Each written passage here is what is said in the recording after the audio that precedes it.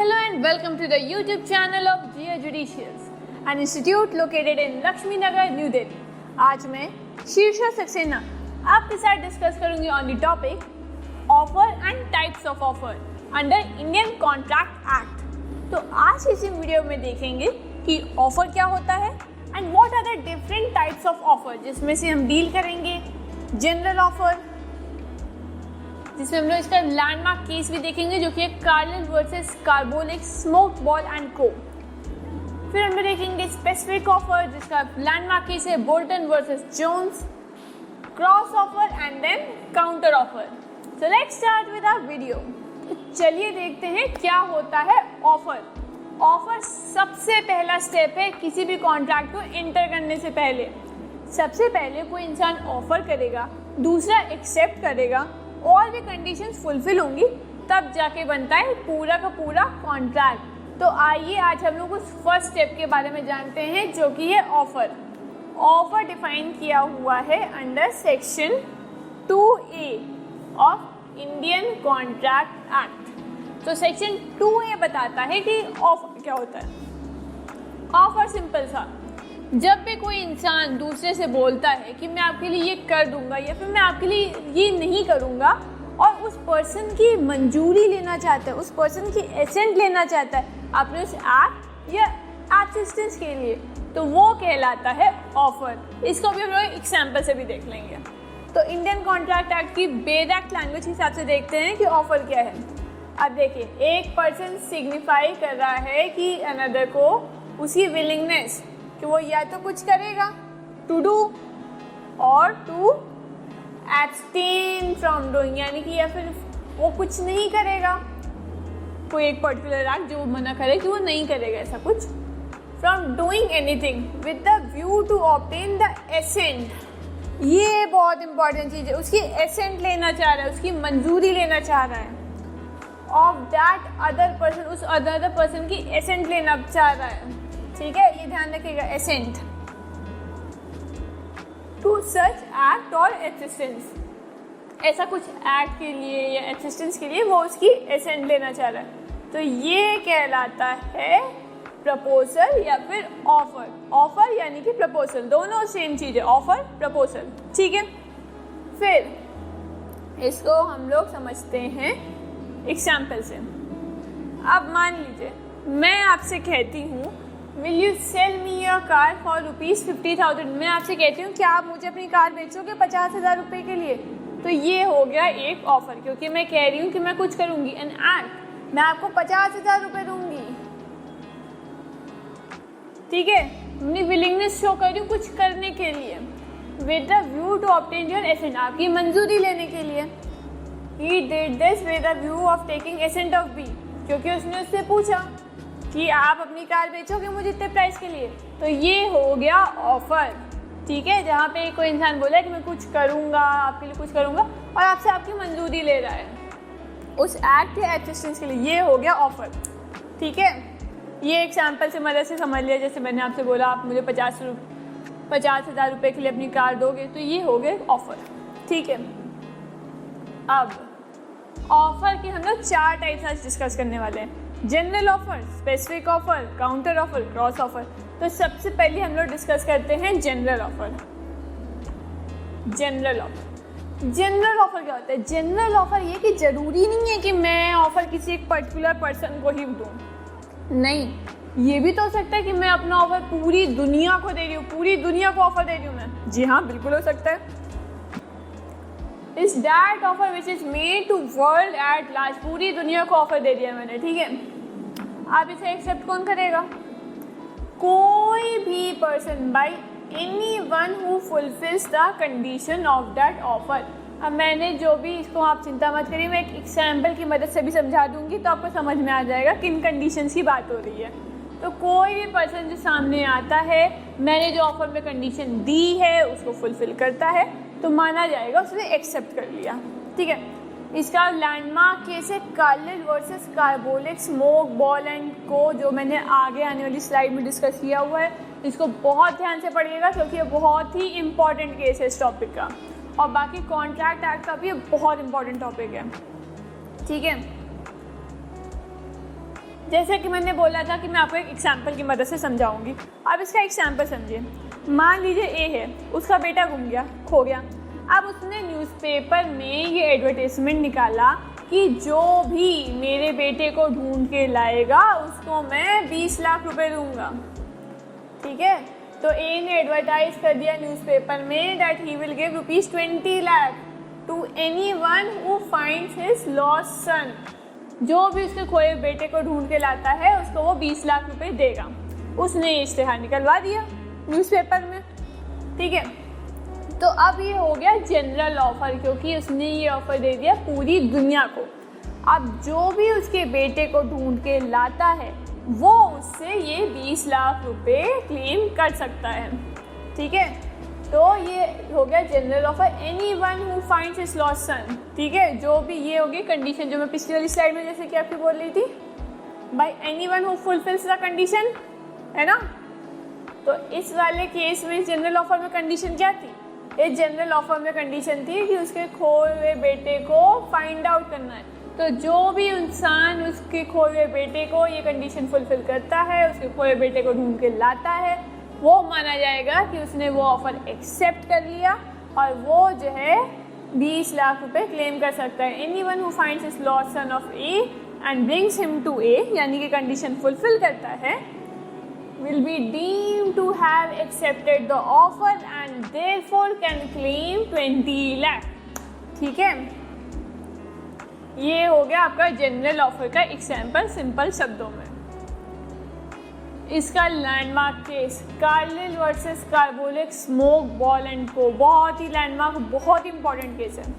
इसमें क्या हुआ था, जो डिफेंडेंट्स थे उन्होंने एडवर्टाइज किया था न्यूज़पेपर में कि उनका प्रोडक्ट था carbolic smoke ball. Carbolic smoke ball उनका प्रोडक्ट था। उन्होंने एडवर्टाइज किया कि वो लोग जो है 100 पाउंड्स देंगे। 100 पाउंड्स देंगे कब?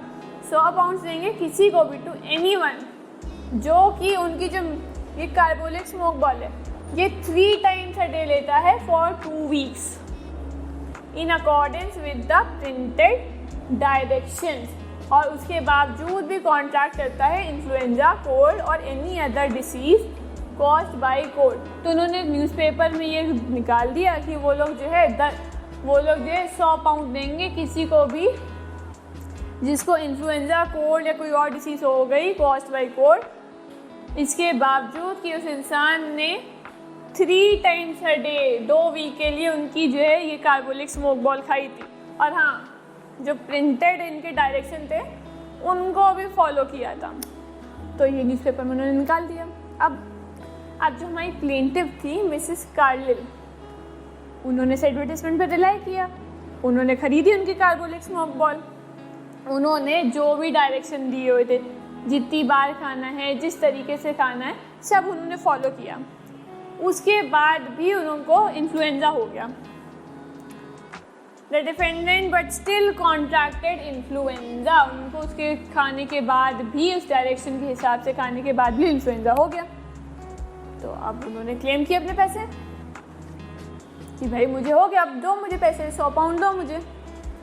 डिफेंडेंट ने रिफ्यूज़ कर दिया, डिफेंडेंट ने मना कर दिया। डिफेंडेंट ने कहा कि नहीं। तो कोर्ट ने ये हेल्ड किया कि the court held that this was a general offer. Court ने हेल्ड किया कि ये एक जनरल ऑफर था जो कि पूरी दुनिया के लिए खुला हुआ था। और सिंस जो प्लेंटिव थी वो सामने आई और उन्होंने परफॉर्म की सारी रिक्वायर्ड कंडीशन, इसलिए वो एलिजिबल हैं 100 पाउंड के लिए। तो इस केस में ये बोला गया क्योंकि जो है हमारी प्लेंटिव थी, उन्होंने सारी कंडीशन फुलफिल कर दी, तो वो एलिजिबल हैं 100 पाउंड के लिए। एक जनरल ऑफर था, जो भी इंसान सामने आ रहा है और कंडीशन फुलफिल कर रहा है वो एलिजिबल हो जाएगा उसके लिए क्लेम करने के लिए बेनिफिट। ठीक है। कोर्ट ने और क्या ऑब्जर्व किया? कोर्ट ने ऑब्जर्व किया कि ज़रूरी नहीं है कि एक ही पर्सन को दिया जाए ऑफ़र। वर्ल्ड एट लार्ज को जब ऑफ़र दिया जाता है तो कॉन्ट्रैक्ट जो है किया जा सकता है किसी भी पर्सन के साथ जो आता है और कंडीशन को फुलफ़िल करता है, उन ऑफ़र की कंडीशन को फुलफ़िल करता है, जैसे मैंने थोड़ी देर पहले बताया था। ठीक है। ये ज़रूरी नहीं है कि वो जो एक्सेप्टेंस को कम्युनिकेट करे। ये बात ध्यान रखिएगा कि it is not important to communicate acceptance. ज़रूरी क्या है? ज़रूरी बस इतना है कि उसी कंडीशंस को फुलफ़िल करना है। हमारे जो वो कालिल वाला केस मैंने बोला, उसमें कंडीशन क्या थी? उसमें कंडीशन ये थी कि आपको जो है ये लेना है 3 टाइम्स अ डे 2 वीक के लिए प्रिंटेड डायरेक्शन के हिसाब से। तो जो भी इंसान कंडीशन को फुलफ़िल कर रहा है वो माना जाएगा कि एक्सेप्ट कर लिया उसने, और उसको अपनी एक्सेप्टेंस जो है कम्युनिकेट करने की ज़रूरत नहीं है। ठीक है। फिर अब जनरल ऑफर कब तक कंटिन्यू रहता है? जनरल ऑफर तब तक कंटिन्यू रहता है जब तक उसको जो है रिट्रैक्ट ना कर लिया जाए। जब तक उसको रिट्रैक्ट नहीं किया जाएगा, जब तक उसको नहीं हटाया जाएगा, तब तक जनरल ऑफर रहता है। ठीक है, ये था जनरल ऑफर, बहुत ही इंपॉर्टेंट था। और कार्लिल वर्सेस कार्बोलिक वाला केस तो बहुत ध्यान से पढ़िएगा, बहुत बार आता है पेपर में, बहुत इंपॉर्टेंट है ये टॉपिक, आता ही आता है पेपर में। अब आते हैं अपने स्पेसिफिक ऑफर पे। स्पेसिफिक ऑफर क्या होता है? स्पेसिफिक ऑफर सिंपल सा है, एक इंसान दूसरे पर्सन को ऑफर देता है और वो दूसरा पर्सन ही उस ऑफर को एक्सेप्ट कर सकता है। ये होता है स्पेसिफिक ऑफर, जो कि एक पर्टिकुलर पर्सन को दिया जाता है और एक पर्टिकुलर पर्सन ही एक्सेप्ट कर सकता है। पूरी दुनिया के लिए नहीं होता है, सिर्फ उस एक पर्टिकुलर पर्सन के लिए होता है जिसको वो ऑफर दिया गया है। तो क्या लिखा है स्पेसिफिक ऑफर में? It is made to a particular person, एक पर्टिकुलर पर्सन को ही दिया जाता है, and not to world at large, पूरी दुनिया के लिए नहीं होता है। ठीक है। एक्सेप्ट कौन कर सकता है? जैसे कि मैंने बताया, इसको एक्सेप्ट कर सकता है सिर्फ वो पर्सन जिसको कि वो स्पेसिफिक ऑफर दिया गया है। सिर्फ वही इंसान ऑफर एक्सेप्ट कर सकता है जिसको ऑफर दिया गया है। ठीक है। इसका जो केस है, इसका केस है बोल्टन वर्सेस जोन्स। ठीक है। अब इसका एग्जाम्पल देखिए। इसका एग्जाम्पल सीधा सा ये है, जैसे मान लीजिए मैंने आपको कहा कि क्या आप मेरी कार खरीदोगे 50 लाख में, तो अब आप ही एक्सेप्ट कर सकते हो और कोई एक्सेप्ट नहीं कर सकता, वही दिया हुआ है। अगर ए बी को बोलता है, ए सेज टू बी, क्या तुम मेरी कार खरीदोगे 1 लाख रुपए के लिए, तो ये स्पेसिफिक ऑफर है क्योंकि वो स्पेसिफिकली बी को दिया गया और फिर बी ही एक्सेप्ट कर सकता है। ये हो गया हमारा स्पेसिफिक ऑफर। अब आते हैं अपने क्रॉस ऑफर पे। क्रॉस ऑफर क्या होता है? 2 लोग एक जैसे ऑफर दे देते हैं, दूसरे को उनको पता भी नहीं होता है कि दूसरे का ऑफर है। समझाती हूँ। जैसे मान लीजिए मैंने आपको लेटर भेजा कि क्या आप मेरी कार खरीदोगे 50 लाख रुपए में, वहीं आप भी उधर से लेटर भेज रहे हो मुझे कि क्या आप जो है अपनी कार बेचोगे मुझे 50 लाख रुपए में। ना मुझे पता था आप मुझे ऐसा कोई लेटर भेजने वाले हो, ना आपको पता था मैं आपको ऐसा कोई लेटर भेज रही हूँ। हम दोनों को नहीं पता था ऐसा कुछ था। हम लोग जो एक दूसरे की इंटेंशन, एक दूसरे के ऑफर से अनजान होकर एक दूसरे को भेज रहे थे। तो ये हो गया क्रॉस ऑफर, और इसकी कोई वैलिडिटी नहीं होती क्योंकि दूसरे इंसान ने एक्सेप्ट ही नहीं किया। ये तो क्रॉस ऑफर हो गया। मैंने आपको ऑफर किया बिना आपको ऑफर जाने, आपने मुझे ऑफर किया बिना मेरा ऑफर जाने। तो इस केस में कोई एक्सेप्टेंस नहीं होता है, इसलिए कोई कॉन्ट्रैक्ट नहीं फॉर्म होता है, क्योंकि एक्सेप्टेंस के लिए ऑफर का जानना जरूरी है। ठीक है, यही लिखा है क्रॉस ऑफर में। जब 2 people, when 2 person make identical offer, एक जैसे ऑफर बनाए 2 लोगों ने, in ignorance of each others offer, उन दोनों को एक दूसरे के ऑफर के बारे में नहीं पता था, they are said to make cross offer. तो ये बोला जाता है कि उन्होंने क्रॉस ऑफर किया हुआ है। ठीक है। एग्जाम्पल वही जैसे कि मैंने आपको बताया, ए सेंड करता है letter to B that will you buy my car for 1 lakh, और वहीं पे उसी टाइम बी ने भी सेंड किया लेटर ए को, will you sell me your car for ₹1 lakh, not knowing of A's letter. उसको पता ही नहीं था उसके लेटर के बारे में।